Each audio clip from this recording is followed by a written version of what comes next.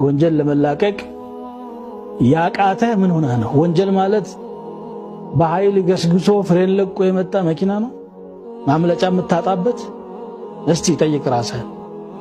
ወይንም ደግሞ አንተም በጉልበት አስሮ እስር ቤት ውስጥ አስገብቶ የሚያሰራ ጉልበተኛ ነው ወንጀል የሚባለው ነገር? እኮ ያንተ ፍላጎት ነው፣ አስገዳጅ ነገር የለውም። ስለዚህ ይህን ጥያቄ የሚያነሳው ወኔው የሞተ ሞራሉ የሞተ ኢማኑ የመነመነ ሰው ነው። ከወንጀሉ በፊት ማከም ያለበት ኢማኑ ነው። እውነት ሙእሚን ነኝ ወይ ብሎ ነው ራሱን መገምገም ያለበት። አላህ ፊት መቆሙን አምኛለሁ ወይ? ሲራጡን አምኛለሁ ወይ? ሒሳብን አምኝ እርግጠኛ ነኝ ወይ? አላህ ፊት ከተከሰሸ በመላእክት ታጅቤ ፊት ለፊት ጀሃነም ተደቅና የምትጠየቅ ነኝ ብሎ አምኗል። ዛሬም ደግሞ ግራና ቀኝ መላእክቶች እየታዘቡ እየጻፉ እየዘገቡ መሆናቸውን አምኛለሁ ብሎ ራሱን ነው መጠየቅ ያለበት።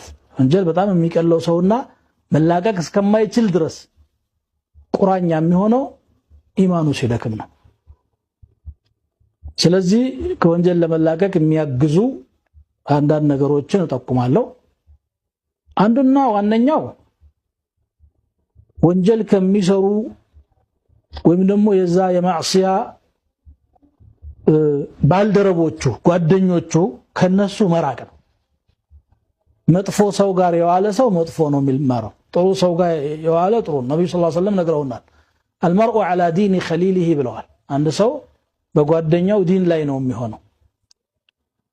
አቀማማጩ መጥፎ ከሆነ እሱም መጥፎ ነው። እንደ ጥሩ ነኝ እንኳን ቢል መለከፉ አይቀርም። ስለዚህ ምን ይላሉ አረቦች? عن المرء لا تسأل፣ ስለ ሰውየው ማንነት አትጠይቅ። ወሰል عن قرينه፣ ስለ ጓደኛው ጠይቅ። ማን ጋር ነው የሚውለው? ጓደኛው ነገሌ ነው ከተባለ እገሌን ያወቀ አንተን ያውቃል ማለት ነው። ስለዚህ ይሄ ወንጀልን ለመላቀቅ ከሚያግዙ ነገሮች ወሳኙ ነገር ነው። አህለል መዓሲን መራቅ፣ በተቃራኒው ደግሞ አህለል ኸይርን መቅረብ። ስትቀርባቸው ወይ ሐዲስ የምትሰማላቸው ወይ ሕክማ የምታገኝላቸው ወይ እውቀት የምትማርባቸው ወይ ደግሞ ኸይር ሲሰሩ አይተህ አብረህ ኸይር የምትሰራ የሆኑ ሰዎች ጋር መጣመር። አንድ ሳሊህ ሰው ጋር ብትሄድ ወቅቱ ضحዋ ከሆነ ضحዋ እየሰገደ ታገኘዋለህ፣ ወይ ዚክር እያደረገ ነው የምታገኘው፣ ወይ ዒልም ነው ወይ ኸይር ነው። ስለዚህ አንተም የዛ የኸይር ተቋዳሽ ትሆናለህ። የሚጠጣ ሰው ጋር ከሄድክ ሲጠጣ ነው የምታገኘው፣ ወይ ሰክሮ ነው የምታገኘው፣ ወይ የሆነ ነገር ላይ ነው የምታገኘው። ስለዚህ ማን ጋር መዋል እንዳለብህ መምረጥ ወንጀልን ለመላቀቅ የሚያግዝ አንድ ነገር ነው። ከዚህ ጋር ተያይዞ ይሄ ደግሞ